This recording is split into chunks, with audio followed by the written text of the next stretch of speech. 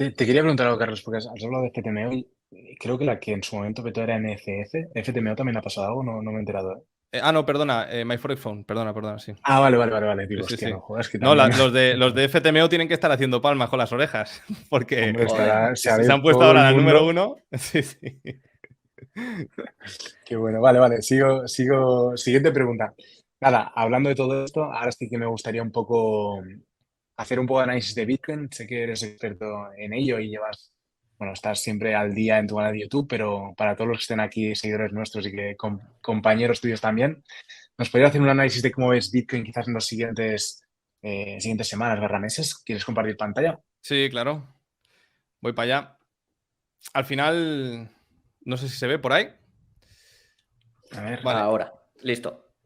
Bueno, yo lo que voy a dar es mi perspectiva totalmente subjetiva. Ya sabéis cómo funciona esto. Yo puedo estar totalmente equivocado y el mercado puede hacer lo contrario a lo que yo digo, ¿vale? Al final, lo importante es tener un plan de batalla y sobre ese plan de batalla, pues tú vas pivotando, porque hay mucha gente que esto no lo entiende, que todo es cuestión de probabilidad estadística.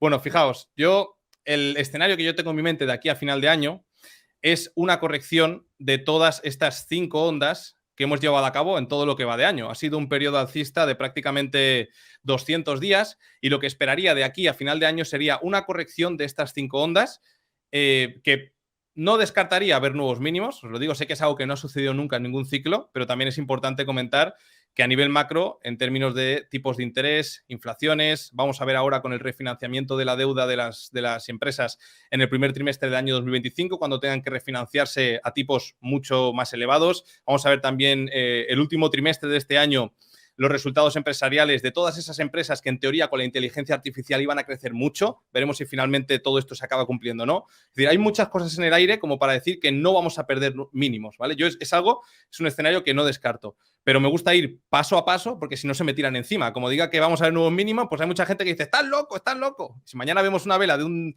7% arriba, pues ya tengo un mal día por esto, ¿no? Así que bueno, yendo poco a poco, yo las correcciones que espero mínimas son en torno al 60-65%. Y en este caso, pues en estas líneas que tenemos aquí, tenemos el ratio de Fibonacci de todo este movimiento de impulso, que serían estas 5 ondas. Y ahora, bajo mi punto de vista, estaríamos en la primera de 5. ¿Vale? Ahora, fijaos que el ratio de Fibo del 60% aproximadamente está en el nivel de los 20.000, donde hemos dejado un gap importante ahí en la CME. Y lo normal es que si todo el mundo espera ese ratio, ese punto, que se cierre el gap, que se pase o que no llegue. Eso es lo normal. Sería muy raro que llegase ahí a ese punto y de repente para arriba.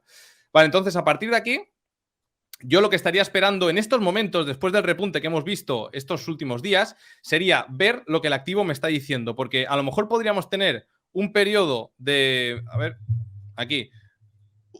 Podríamos estar ya en una corrección en 2, que sería un A, B y en este caso tener un C para reanudar el movimiento a la baja y esto sería mi onda 3 que le haría seguimiento a esta onda 1. Esto sería la 1, una plana normal, o bueno, normal, a priori normal, ¿no? Ese es el recuento más probable, de la cual pues derivaría una onda 3 y a partir de aquí probablemente veremos un final de año con el rally navideño atacando niveles en torno a los 25.000, estas zonas de aquí, pero que en este caso actuarían como resistencia antes del inicio de un último movimiento a la baja, que yo creo que derivaría en la mejor zona de compra, teniendo en cuenta todo lo que he comentado a nivel macro, ¿vale? Luego también, pues evidentemente, hay muchas posibilidades, como por ejemplo que este movimiento no vaya mucho más allá y se dé la vuelta hacia abajo. Eso le estaría dando la continuidad a esta onda 1 y veríamos dónde finaliza esta onda 1, porque probablemente, imaginaos que llegamos al nivel de los 20.000 y nos estabilizamos por aquí, estamos haciendo el tonto todo octubre, noviembre, atacando el nivel de los 25 y no podemos, bueno, pues probablemente esta proyección tendríamos que ejecutarla a la baja en el máximo que nos deje. Entonces, digamos que estamos en un punto en el cual el activo nos está hablando, nos está diciendo como mínimo que estamos en una nueva dinámica bajista que no tiene nada que ver con la alcista que hemos visto estos últimos 8 meses, desde inicios de año hasta el mes de agosto, y ahora este va a ser un proceso probablemente de varios meses en el cual vamos a ver nuestras alzas y nuestras bajas, pero una tendencia predominantemente a la baja, cuyo punto objetivo mínimo, bajo mi punto de vista, estas 5 ondas, estarían en el nivel de los 20.000. Y de perder esto, yo creo que aquí entrará una narrativa que llevará a Bitcoin a perder los mínimos. Que no digo que los pierda, pero de perder los 20.000 sería la siguiente narrativa.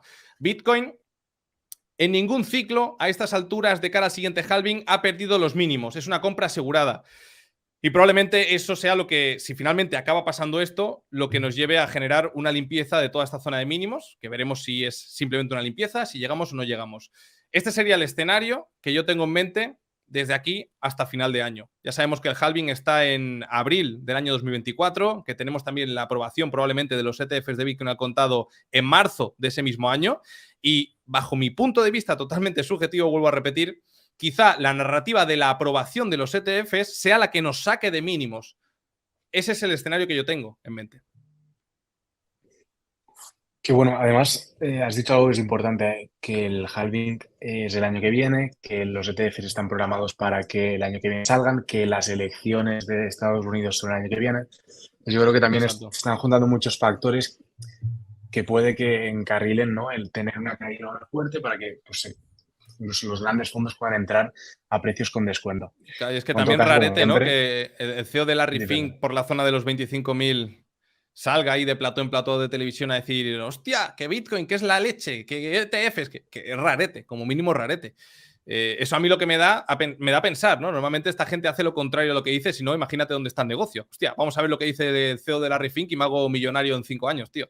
Entonces a mí esto también me chirría y me lleva a plantearme que quizás sí que tienen intención de entrar, pero no en el punto en el cual Larry Fink comentó que iban a llevar a cabo el ETF de Bitcoin al contado. Precisamente por esto, quizá le generen una presión bajista de aquí a final de año, incluso el primer trimestre del año 2023, para realizar una acumulación por niveles inferiores. Ya lo veremos, hay mucha incertidumbre, pero al final cada uno tiene que tener su plan de batalla. Yo sé que a nivel histórico los mejores puntos para acumular son los 6 meses anteriores al halving, más o menos, o son muy buenas zonas para acumular, pero ya os digo, no me cierra nada. Estamos en un punto en el que a nivel macro no está entrando la misma liquidez en el mercado que ha entrado desde que Bitcoin se inició, y esto también es un factor que quizá cambie un poquito la dinámica. Entonces, es importante entenderlo porque habrá gente que diga, pues ya está, yo hasta los 20.000 no compro. Bueno, pues ya está. Pues seguramente te quedes fuera. Si no ahora, en otra ocasión, porque cuando vas esperando los mínimos de un movimiento, te quedas fuera, ¿no? Al final, yo creo que es muy interesante entrar en esa dinámica de win-win. Si sube, ganas. Si baja, ganas. Lo que pasa es que cada uno tendrá su porcentaje de exposición a mercado en base a su tolerancia al riesgo. Buenísimo este análisis. Creo que está encantando a todo el mundo. Y también te quería preguntar, que sabemos que eres experto en métricas on-chain. Bueno, experto, a ver, intento estudiar mucho todos los días. Sí, pero... Bueno, experto en el sentido de saber bastante más que la media. Y vale, eso ya podemos conseguir que puedes enseñar bastante sobre ello. Así que te quería preguntar si tenías alguna gráfica preparada o alguna métrica que nos quieras compartir. Es importante también que yo, por ejemplo, hay mucha gente que desmerece, ¿no?, el hecho de ser un analista. No, si no eres trader no vales. Hay muchos traders que no saben realizar un buen análisis de medio y largo plazo, pero sin embargo son unos auténticos cracks y sacan una rentabilidad del 7-10% todos los meses o 15%, me lo invento. Entonces es importante también el papel del analista y sobre todo del analista on-chain, interpretar lo que te dice la cadena de bloques para luego extrapolarlo al punto en el cual se encuentra Bitcoin a nivel técnico y poder desarrollar una proyección. Vale, a partir de aquí, pues vamos a empezar. Vamos a enseñar 4 gráficas que al final son también las que a mí me llevan a plantear o mejor dicho, me refuerzan este escenario técnico. La primera es el punto en el cual nos encontramos. Esto es una gráfica que saco bastante en el canal y es la performance del precio de Bitcoin de halving a halving. En verde tenemos el ciclo actual, en azul el ciclo anterior, ¿no? Luego ya nos podemos ir a los 2 ciclos anteriores, pero yo me quiero centrar en el ciclo actual y en el anterior porque son los que el activo ya estaba ciertamente maduro, podríamos decir. Bueno, fíjate que vamos a ampliar ya directamente a todo este periodo. La caída, toda esta zona de caída del año 2018, esto fue septiembre, sí, 2018, estuvo también relativamente cerca de los mínimos que hasta ahora han sido los mínimos de ciclo. Y la salida de mínimos inició también en un proceso muy similar. Pero es que si vamos un poco más allá, por ejemplo, la última escalada a la zona de máximos la tuvimos en una etapa muy similar y el último movimiento de caída, fíjate, este movimiento de caída lo hemos tenido también en una etapa muy, muy similar. Es que parece ridículo la similitud que está teniendo Bitcoin en comparación al ciclo anterior. Fíjate, esto no significa que tengamos que tener una resolución similar, ¿eh? Pero bueno, es curioso porque fíjate que además, en un día como hoy, hace 4 años, se estaba realizando el mínimo de toda esta estructura de aquí antes de un rebote importante. Y ahora estamos en pleno rebote. Veremos si llegamos o no llegamos. Bueno, pues Esto lo que nos sirve, por lo menos a mí me sirve, es para ver el potencial de desarrollo de Bitcoin desde este momento en el cual nos encontramos hasta el halving que hemos comentado que es en abril del año siguiente. Fíjate que normalmente Bitcoin tiende ya en esta etapa en tener un movimiento de letargo, que yo ahora diré por qué creo que no vamos a tener este desarrollo, sino vamos a tener un desarrollo más bien similar a este, mercado lateral bajista, desde aquí hasta finales de año, o precisamente pues este mercado lateral bajista, cuyos mínimos en este caso se generaron a principios de noviembre y luego vino el COVID, que quizás si no hubiera venido el COVID, pues no hubiéramos visto esos mínimos.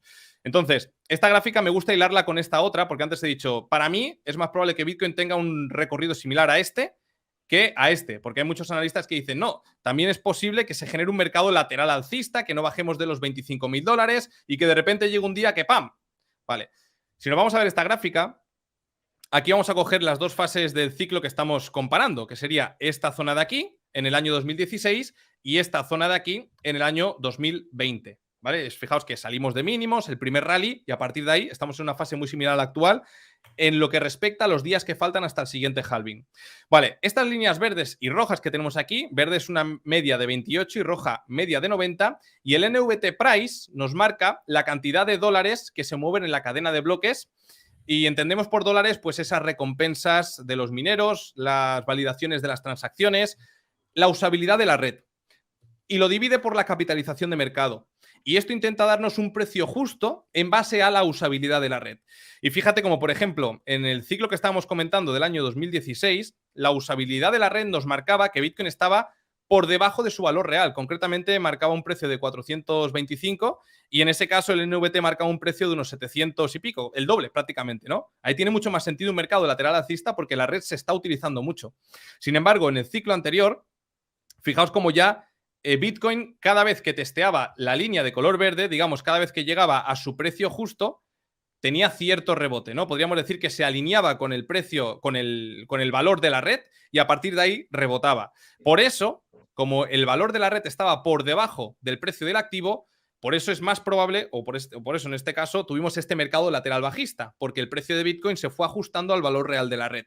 Sin embargo, lo que tenemos ahora es una fase muy similar a esta otra de aquí, a la segunda escalada a máximos históricos. Y en este caso lo que tenemos es, fijaos, una red que tiene una usabilidad muy, muy escasa. De hecho, nos marca un precio justo para Bitcoin por debajo de los $20.000 y está en una caída muy, muy importante, lo cual nos está hablando que realmente hay muy poca actividad en la red.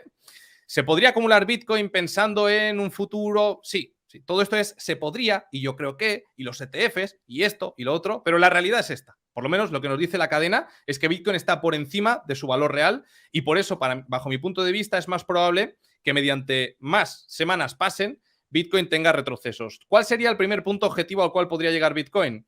Pues esta línea que tenemos aquí de color naranja o azul, da igual, porque están en el mismo punto, que es el precio realizado del operador de largo plazo o de toda la cadena. En este caso sería el precio al cual todos los holders han comprado, el precio promedio. También fue el punto en el cual se frenó la caída del COVID del año 2020 y en este caso ese punto está en torno a los $20.000 aproximadamente. Y para finalizar, esta gráfica es la que a mí me llama la atención y también me refuerza mucho el escenario bajista. Y es que en pantalla estamos viendo el delta del supply de Bitcoin. ¿Qué significa el delta? El delta es lo rojo.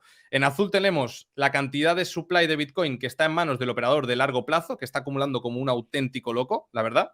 Y en color naranja tenemos el supply que pertenece al operador de corto plazo. El operador de corto plazo es muy importante que entre porque nos habla del dinero nuevo que ingresa en la red de Bitcoin.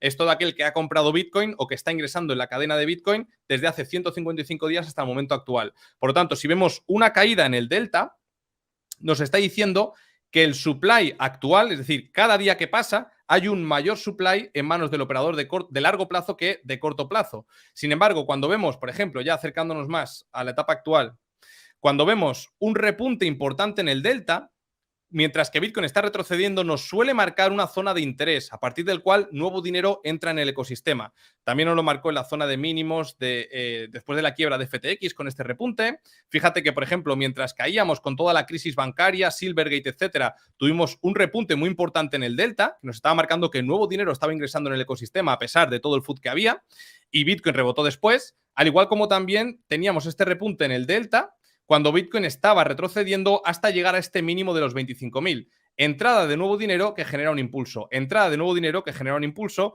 y así lo hemos visto una y otra vez. ¿Cuál es la diferencia con el momento actual? Que estamos viendo este movimiento de caída de Bitcoin y no vemos una entrada de nuevo dinero en el ecosistema.